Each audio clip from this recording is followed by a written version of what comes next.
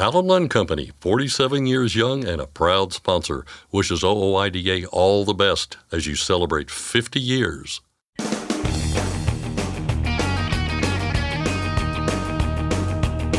OOIDA, representing America's truckers since 1973, presents Landline Now with your host, Scott Thompson. Whether it be the truck parking crisis, broker fraud, fuel prices, or something else, we know you've got concerns about your business and the industry at large.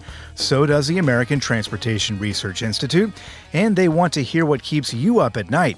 We'll hear from ATRI President and COO Rebecca Brewster today for details on the Institute's top industry issues survey and what kind of difference it can make. And then, what is going on in New York City? You may have caught the recent news about the Brooklyn-Queens Expressway. They're using weigh-in-motion scales on heavy trucks, and soon violations will come with hefty fines. As you might imagine, the Trucking Association of New York has some real concerns about that current plan and about possible expansion elsewhere. Zach Miller, the association's director of Metro Region Operations, lays out what we know and what could be next. And finally, there were some positive developments on the spot market last week. Robert Rouse of DAT has the latest for us. So lots to get to today. But first, the news with Ashley Blackford. Thanks, Scott.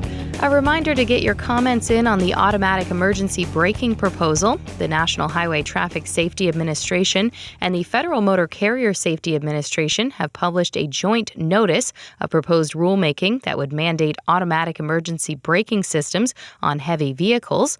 According to Jay Grimes, Director of Federal Affairs for OOIDA, this was a congressional mandate from the last highway bill in 2021. But we think NHTSA has kind of taken a few shortcuts in this initial proposal to implement an AEB mandate. We don't feel it really addresses the concerns that we've heard from drivers about the false activations coming on trucks that are equipped right now with AEB. The testing protocols laid out do not really give a level of insurance necessary to implement a mandate for this technology on all new trucks. Another key aspect that's missing from this proposal is consultation with those drivers who have AEB experience. And this was a critical provision that was in the legislation requiring the mandate. NHTSA claims that, through the public comment period, they're going to accomplish that.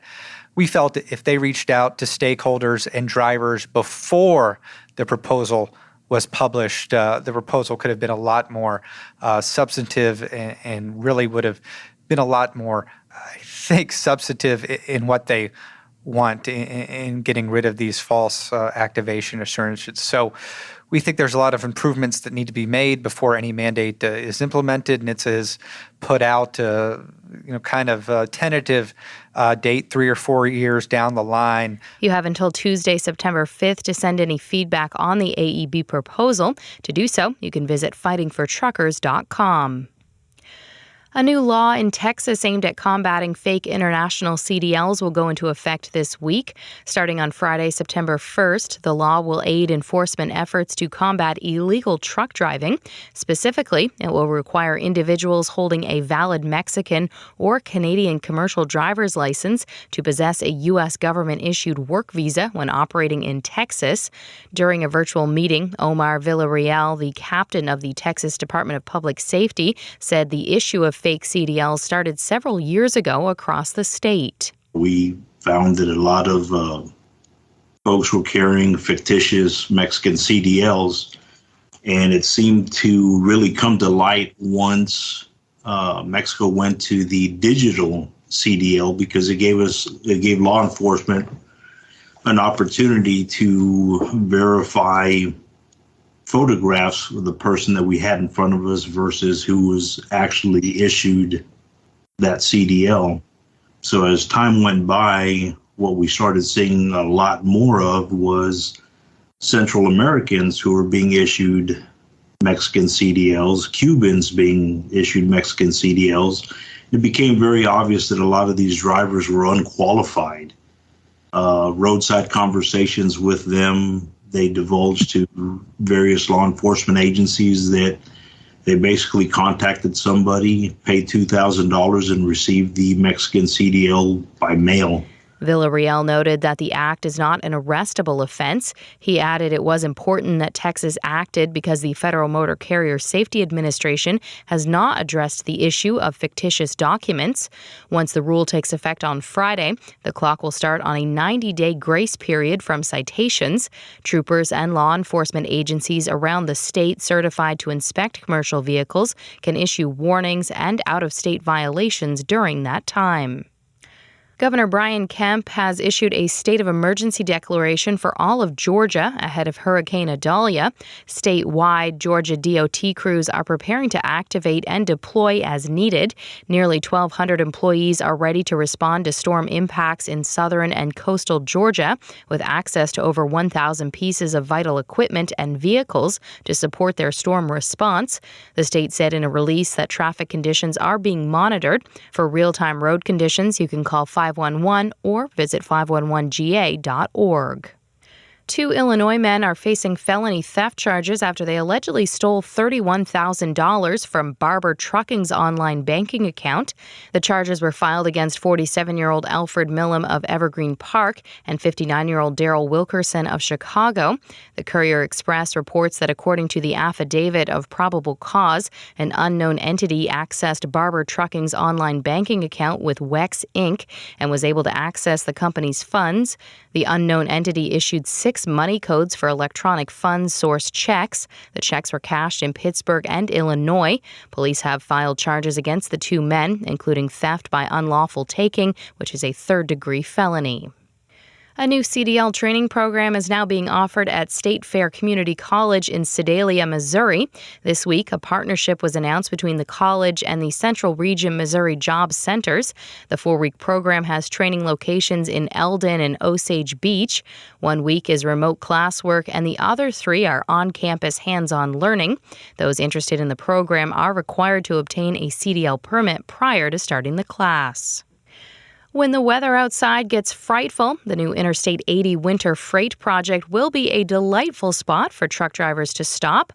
Wyoming's Department of Transportation announced it will soon be celebrating the completion of the I-80 winter freight project. The purpose of the project is to provide safe areas for commercial drivers to rest or wait out winter storms and closures. The project also includes added truck passing lanes to increase motorist safety and improve traffic flow on steep inclines. New truck parking from the project is focused on I-80, specifically at Quayle Dome at mile marker 290 and Fort Steele Rest area at mile marker 228, totaling nearly 200 spaces. Other features included in the project are 12 miles of wildlife fencing near Hellick Ridge, more than 6 miles of pavement preservation overlay, and a new salt and sand storage building at Quayle Dome. And finally, firefighters in Utah had a unique cleanup call recently. UPI reports that a load of baking flour was spilled into Logan Canyon after a semi-truck overturned. The department shared photos showing bags of flour littering the ground after the top of the semi's trailer came off. The fire department said 1 occupant of the truck was treated for minor injuries and another walked away uninjured. That's Landline Now News for today. I'm Ashley Blackford. Thanks, Ashley. We've got a break coming up fast, but stick around because when we come back, we'll be talking with Rebecca Brewster of the American Transportation Research Institute. Their annual Top Industry Issues survey is out right now, and Rebecca makes a strong case for taking part as ATRI looks to put an end to all the bad stuff that's unfortunately baked into the trucking industry. So stick around. Landline Now is back in just a moment. Thanks for listening. Be sure to like and subscribe. If you want more content, go to landline.media to get updated news, information, and archived editions of our show. Once again, that's landline.media. Forget miss accuracy, weigh your truck on a cat scale. When you weigh on a cat scale, you get a no excuses guarantee. You can now save time weighing by using your smartphone. Find out more at weightmytruck.com.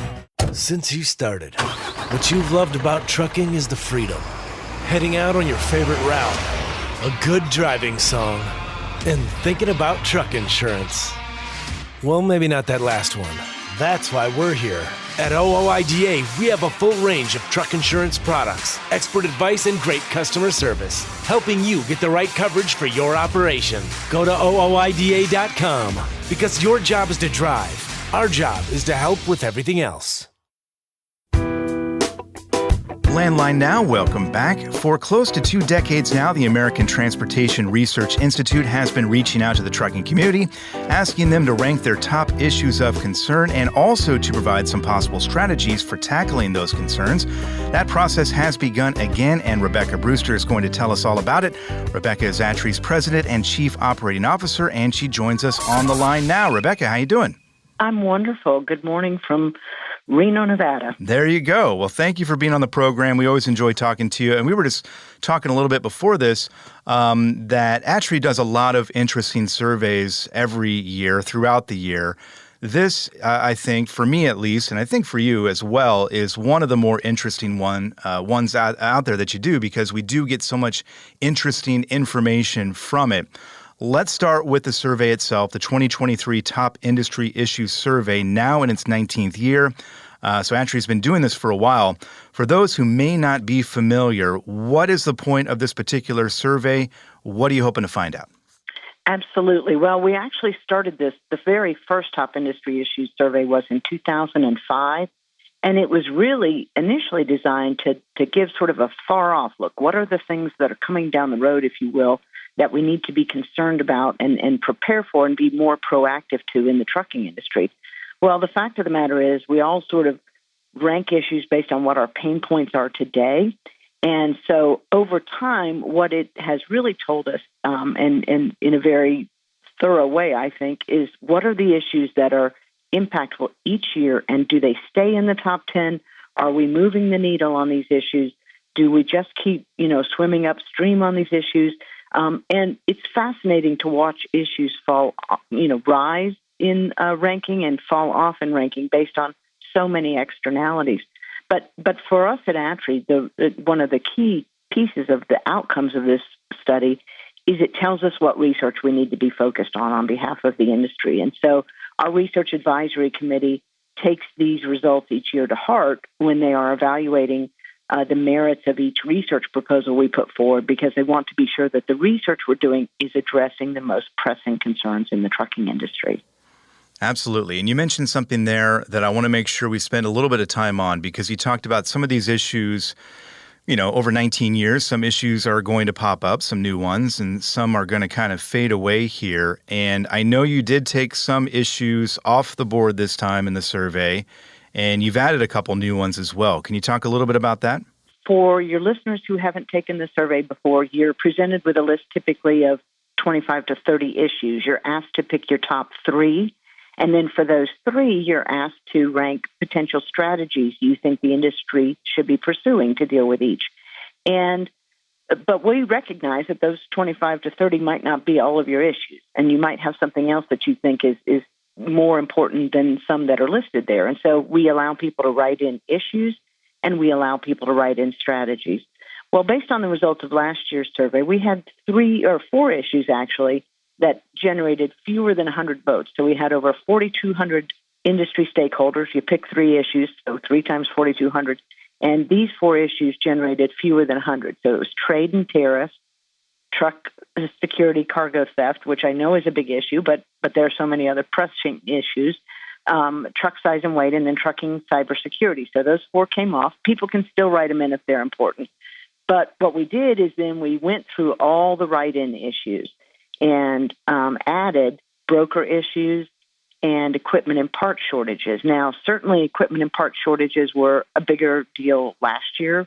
So even though it's listed on the survey this year, I don't know if it'll be a top 10 this year, but I'm confident based on the number of write-ins of broker issues that we will certainly see that one start to come in, maybe on the driver's side only, but certainly come into possibly the top 10. Well, and I'm pretty confident, too, that you're going to get quite a few people who are expressing big concerns about broker fraud, broker transparency, especially on the driver's side of this survey. Is that one reason you added it? Because we have seen so much fraud in recent months and really recent years as well? So we're, again, very responsive to how people respond to the survey. And so don't vote for an issue repeatedly over the years and we take it off. Generate few issues, we take it off. We say that must not be a big issue for folks. Write it in repeatedly. That gets our attention. And so we've added both of those issues to the survey. And, in credit to our survey respondents, people don't just say broker issues are an issue. They explain why. And so that helps us build out the strategies for any new issue that we add to the survey as well. So.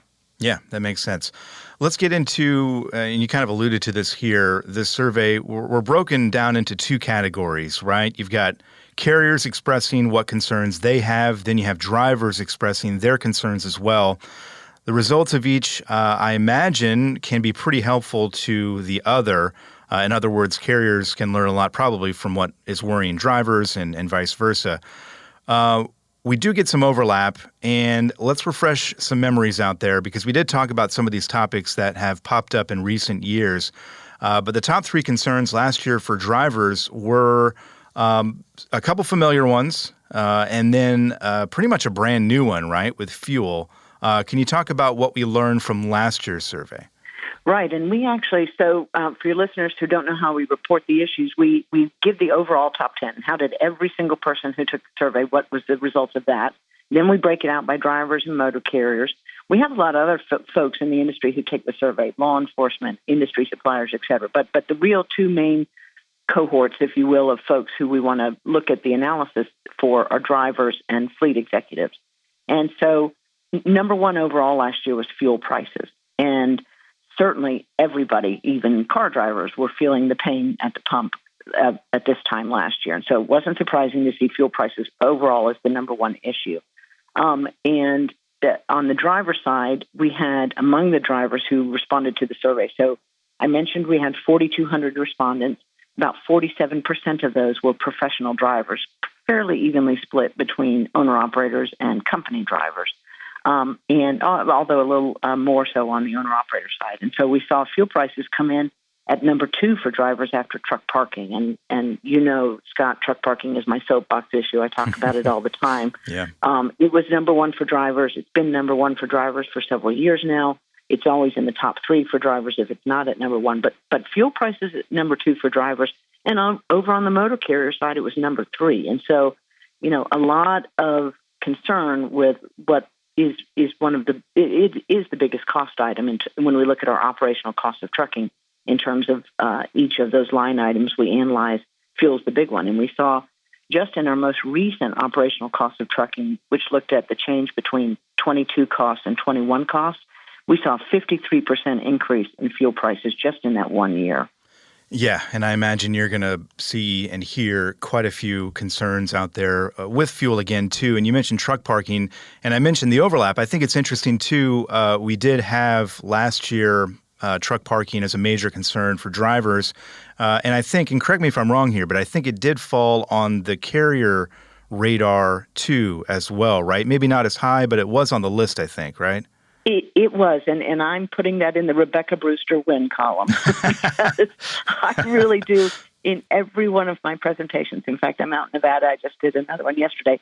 I make the point that if you're a motor carrier and on the motor carrier side, their top concerns are finding and keeping drivers, I say, then you need to understand, appreciate, and do what you can to impact those issues that drivers say are important to them. And so truck parking, number one for drivers. Last year's survey, it showed up on the motor carrier side. And so, again, I'm putting that in the Rebecca Brewster win column. There you go. Put a notch in that column right there. I do want to emphasize, too, and we've talked about this a little bit, but this isn't just about lobbying complaints, which, we've all got complaints, and there is plenty to complain about there. Let's not be, coy about that at all. But this is also about hopefully coming up with solutions, with strategies to addressing these concerns. And I think that's probably the biggest part of this survey in particular, is that you do ask for those strategies in addressing those challenges. I imagine you get some interesting feedback.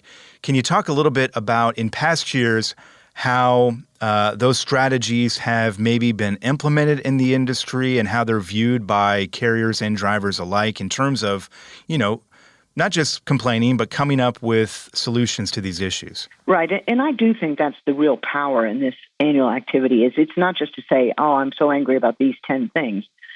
It is to say, okay, these are the 10 most impactful things. What can we do about it? And truck parking is a great example of that, because one of the strategies, and the one that generally has risen to the top, is that we need to advocate for dedicated funding for truck parking at the federal level. And, that means we aren't going to have to compete with funding for roads and bridges, which, quite frankly, we need in the trucking industry too. So it's saying, let's carve out and let's focus on getting, federal legislation that carves out dedicated funding for truck parking. So we've identified it as a top concern. It's a top concern for drivers. It's an overall number 3 on the survey overall. And then let's proactively, through our national associations and through our state trucking associations, let's go, ring the bell that says we've got to have dedicated funding focused on truck parking. Yeah, and I know from our previous conversations and you mentioned it here, but you're invested in this issue, and we have seen some positive momentum on this issue in recent months and recent years, and it does feel like we might be on the precipice of a major win here, hopefully, with federal funding. The Truck Parking Safety Improvement Act is out there, and we're seeing some momentum there. So hopefully, by the time we talk about this survey next year, we'll be celebrating another win in your column there. I hope. Absolutely. Yeah, I mean, it's time. It is absolutely time to get something done on this. I want to ask you one more thing here, because I can hear some of the grumbles out there right now about this being another survey. People are obviously busy out there. There may be people out there who feel like they're just screaming into the void when they express these concerns, that none of this really makes a difference of any kind. What would you say to those people? Why is it worth their time to fill out this survey, which only takes a couple minutes, right? It does. I advertise it. I say it takes 5 minutes, probably most. You can do it on your phone when you're on a break.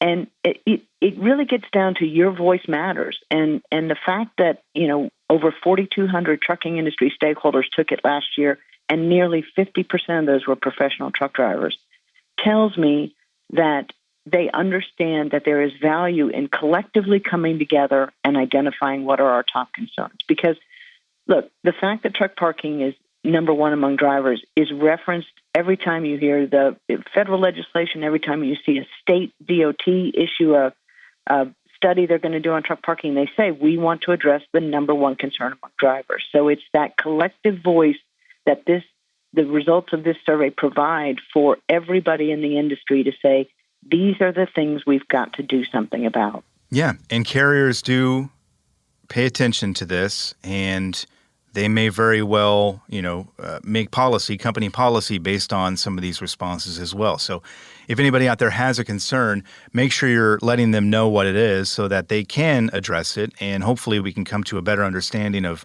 what needs to happen in the industry to make it better for everybody out there. Absolutely. Yeah.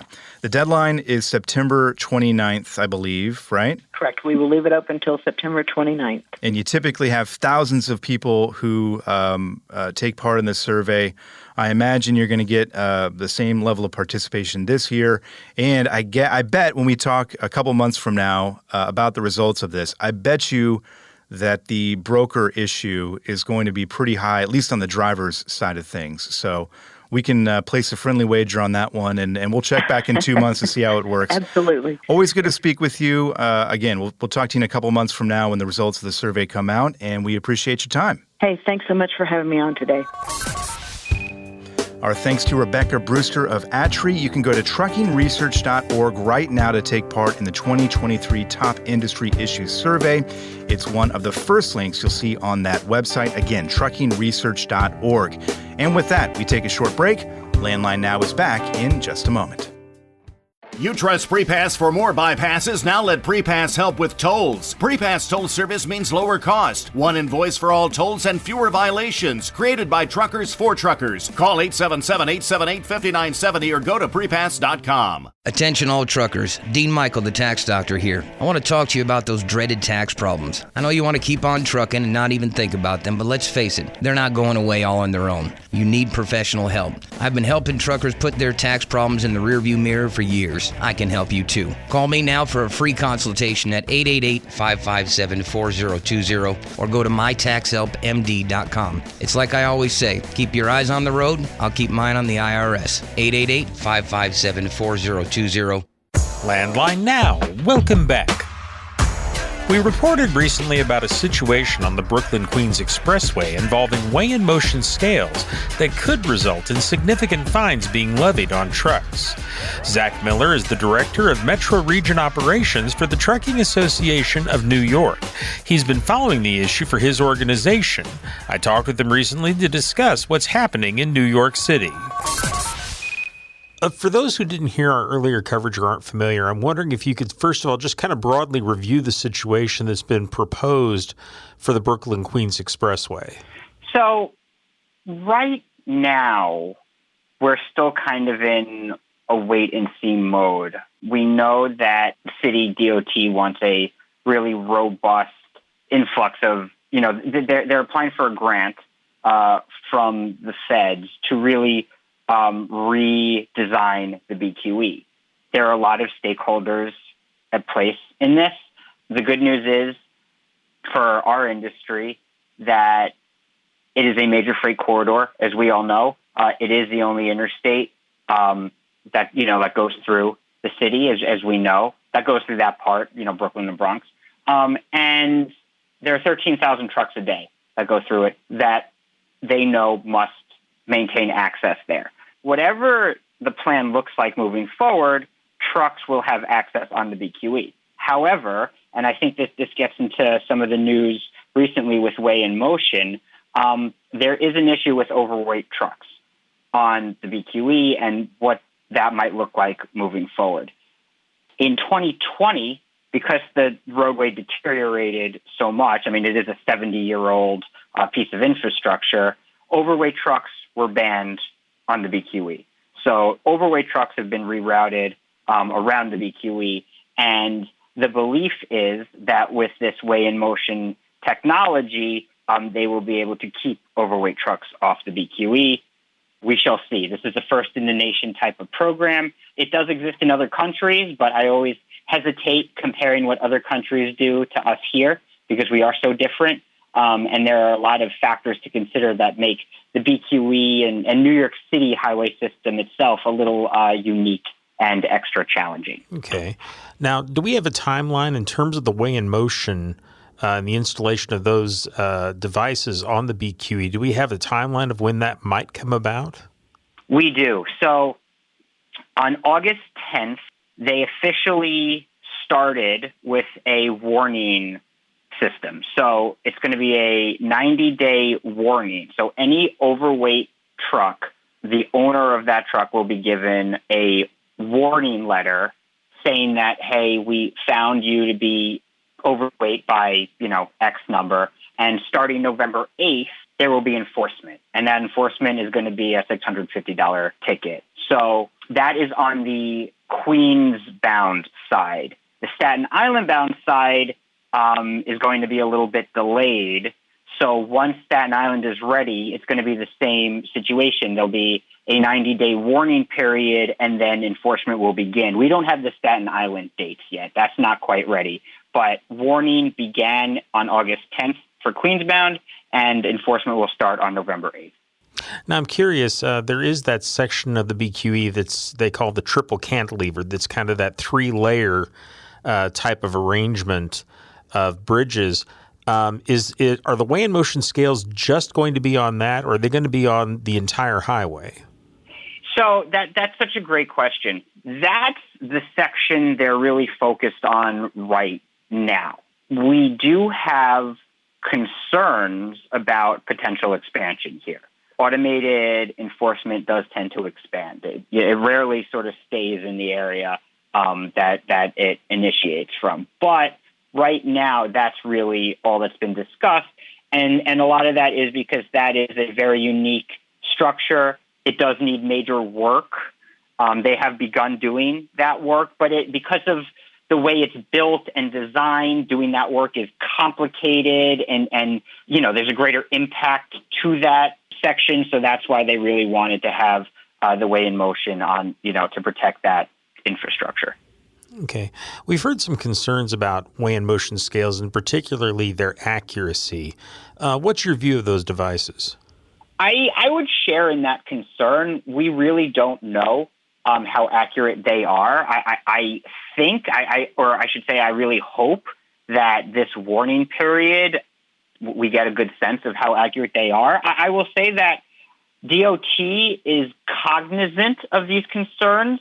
The ticket will not be issued to the weight. The ticket, there is a little bit of wiggle room here where if you're 10% over gross vehicle weight or 20% over by axle, that's what kicks in the enforcement. So anything from the weight up until 10% for gross or 20% by axle, you will not be given a summons to address that concern. And DOT will be sort of running diagnostics. They'll be running diagnostics consistently, but they will be reevaluated every 6 months. So every 6 months they will go through and sort of reset the scales to make sure that they're working properly, which we were told is a far shorter time frame than other places do. Other places only really check it once a year. Talk a little bit about the fine amounts and how many trucks are potentially going to be hit with overweight fines. So the amount is $650, and this happens with overweight tickets where they'll be issued overweight for gross and then also overweight by the axle. A lot of times, I will say, in typical NYPD enforcement, they can stack them where they'll say they'll issue a ticket for overweight and each axle. As we understand it, it will be one overweight for gross and just one for axle. So you are looking at potentially $650 times 2, which may be less than tickets issued by NYPD in some cases. The numbers we're talking about, what we were told is about 15% of the trucks that are monitored on the Queens-bound side are overweight, and it's about 12% in Staten Island. So it's not a majority of the trucks. It's pretty small percentage, but of course, you're still talking about a decent chunk of vehicles there, and of course, it's not like New York City is cheap to operate in to begin with. So there are those concerns there. We also are a little concerned about the data being skewed. Again, the BQE is not the great example of it because all overweights are banned, whether they have a permit, a divisible load permit or not. However, to your question of what about expanding this, we don't quite know how many of the vehicles are overweight at a level that we would say would be, gross overweight or even potentially negligently overweight, or how many vehicles are actually overweight because they were issued a divisible load permit to operate downstate, but that doesn't apply to New York City. New York City froze their divisible load permit in the 80s, so there's a have and have not system in terms of who can legally run overweight in New York City, but that permit is still issued for the surrounding counties in the New York metropolitan area. So we'd really like to get to the bottom of how many of that, 15% or 12% are significantly overweight and how many are overweight up until that divisible load permit issuance. And I think that's really important information for operators to have that we'd really love to get. Do we know, honestly, and I mean, I know that they have their figures in terms of the percentages they say are overweight on these highways, but do we know if this is really a substantial problem, or to what extent is this just a revenue raiser for the city of New York? It's probably a little bit of both. Let's put it this way.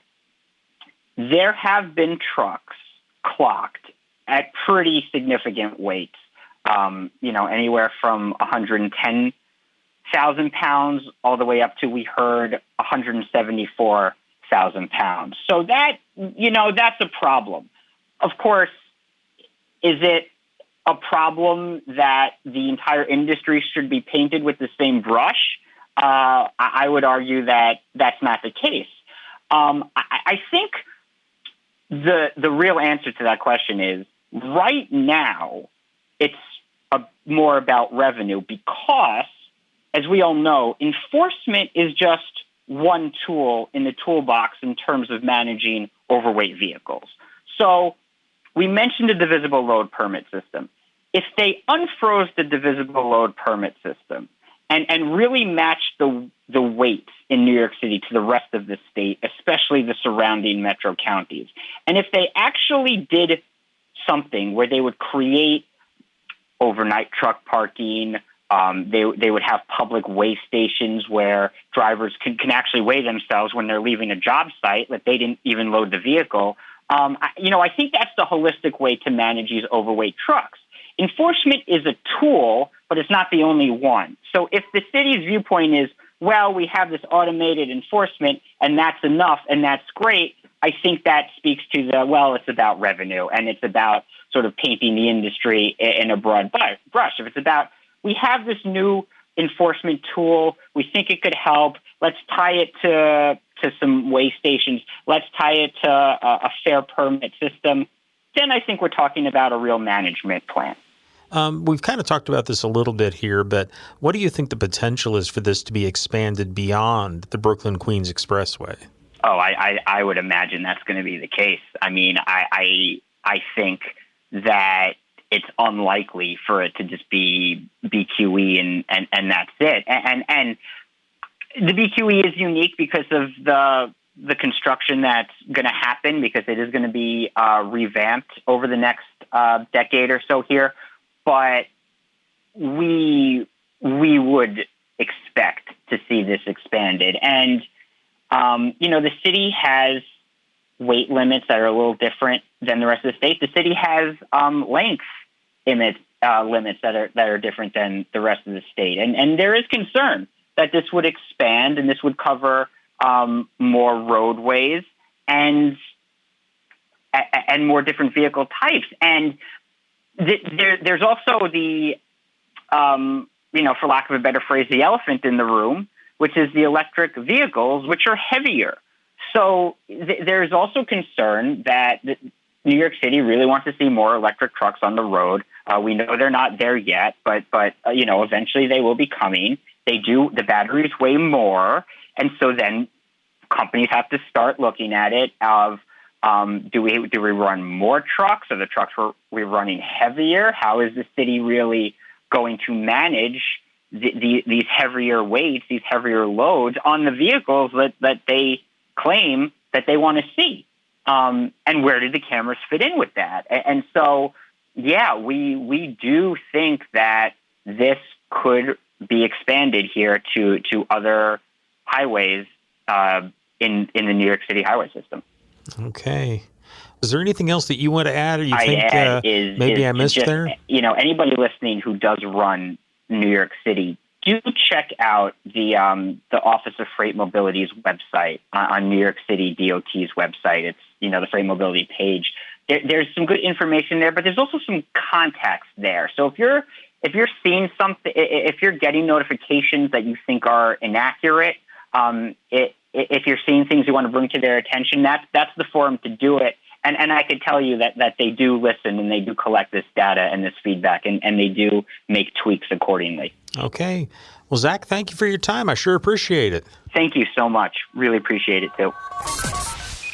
That was Zach Miller, the Director of Metro Region Operations for the Trucking Association of New York, talking about the installation of weigh-in-motion scales on the Brooklyn-Queens Expressway in New York City. Landline Now will be back in a moment. Firestone tires are for more of everything. More miles for every tire dollar, and more confidence in your fleet. At Firestone, we help fleets save with dependable value. Find your local Firestone dealer today at firestonetire.com/dealer. Ready to make more money? Use a better load board. For a limited time, get 50% off Truckstop Load Board Pro. Just go to truckstop.com/go and enter promo code READY2023 when you purchase Load Board Pro. It's tested and proven. Burn 2.1% less fuel when you balance all wheel ends with Centromatic. Call 800-523-8473 to get the OOIDA discount. Landline Now. Welcome back. There are a number of critical questions you need to answer in order to run a successful trucking business. Among the most important of those questions are, where's the freight going to be and how much is it going to pay? Today, Landline Now senior correspondent Ashley Blackford will bring us answers to both of those important questions with a look at this week's freight markets with the folks from DAT. Here's Ashley now with the report. Thanks, Mark, and hello once again to Robert Rouse with DAT. How are you doing today, Robert? I'm doing great, Ashley. Thanks for asking. Now, while most Americans are looking forward to Labor Day this weekend, what are truckers seeing in the spot market? Yeah, last week there were two major events with Hurricane Hilary in Southern California and the CVSA Brake Safety Week. We looked at both of those, and they had pretty minimal impact on the freight markets last week. So that was something that we expected to potentially have some pretty big ramifications, but actually didn't, which was good news. Last week, we saw just over a 7% increase in total load volume to just over 1.377 million loads. Line haul rates seem to stabilize for the higher volumes as shippers were pre-positioning freight ahead of the Labor Day weekend.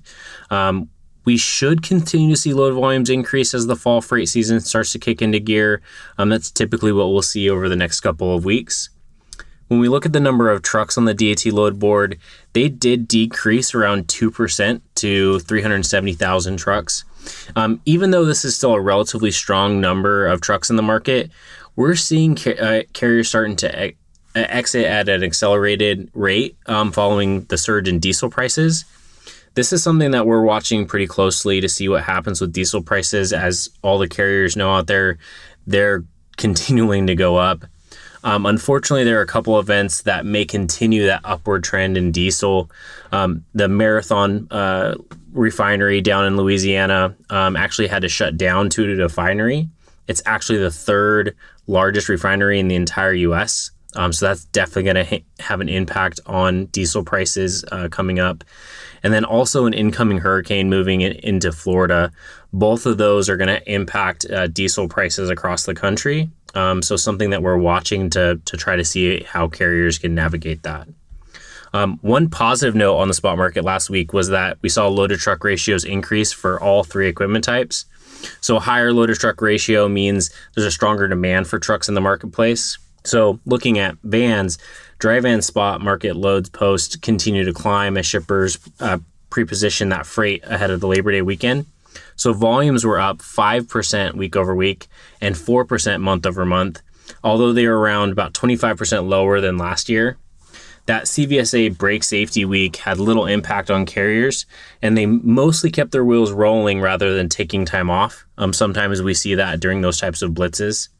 So carrier equipment posts decreased by about 1% over the week, and that resulted in last week's dry van load-to-truck ratio increasing from 2.74 to 2.91, and that just continues to strengthen the market. Lastly, when we look at the broker-to-carrier spot rates for dry vans and flatbeds, they stayed pretty flat, but the good news is reefers did have a small bump. So when we look at vans, came in at about $2.10 per mile with fuel.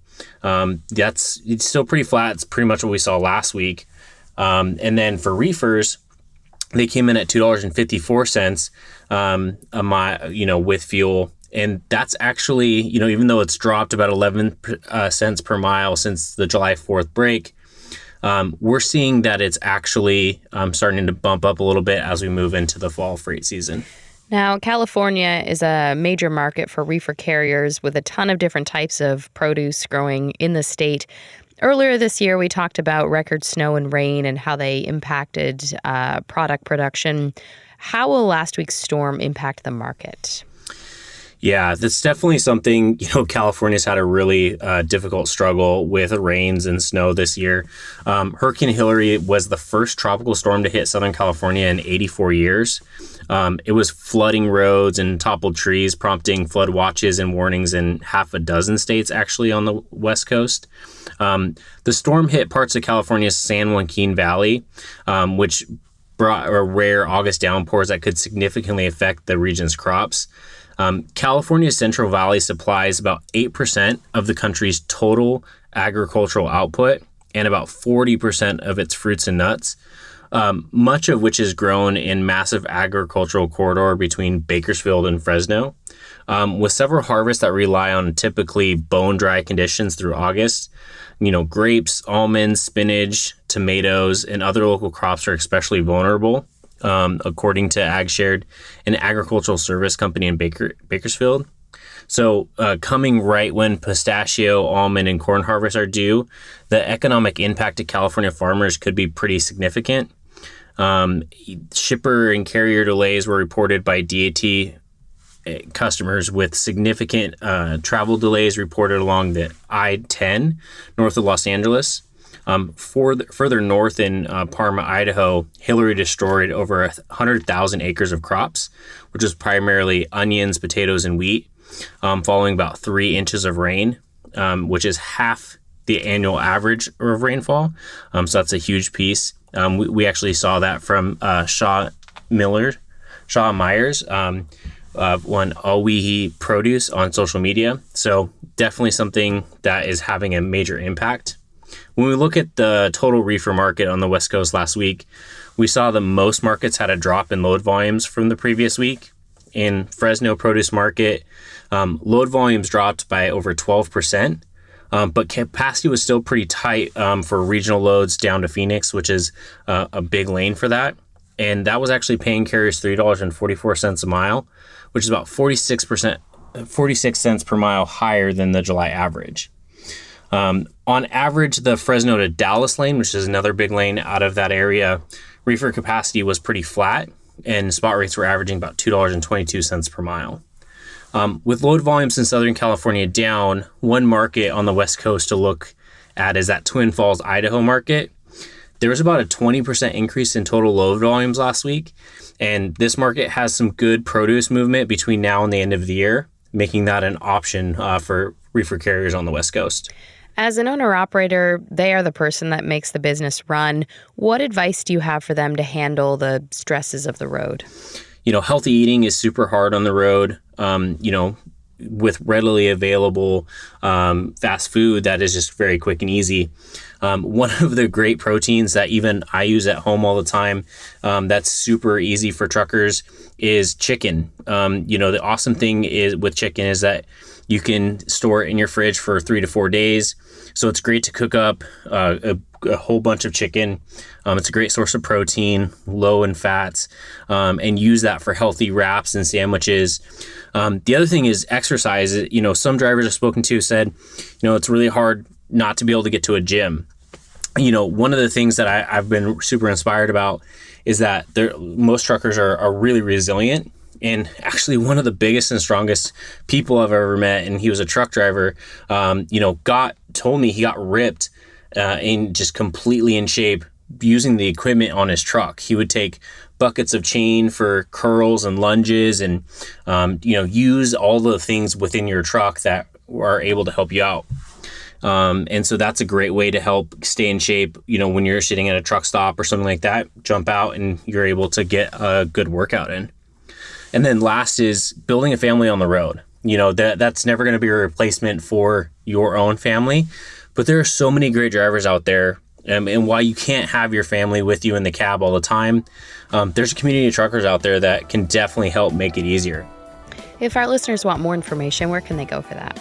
Yeah, you can get the latest rate information at dat.com/trendlines or look for our weekly market updates on the DAT blog. All right, Robert, thank you so much. Thanks, Ashley. That was Robert Browse with DAT. Mark, back to you. Thanks, Ashley. That's our program for today. Thank you very much for joining us. I'm Mark Reddick, and this is Landline Now.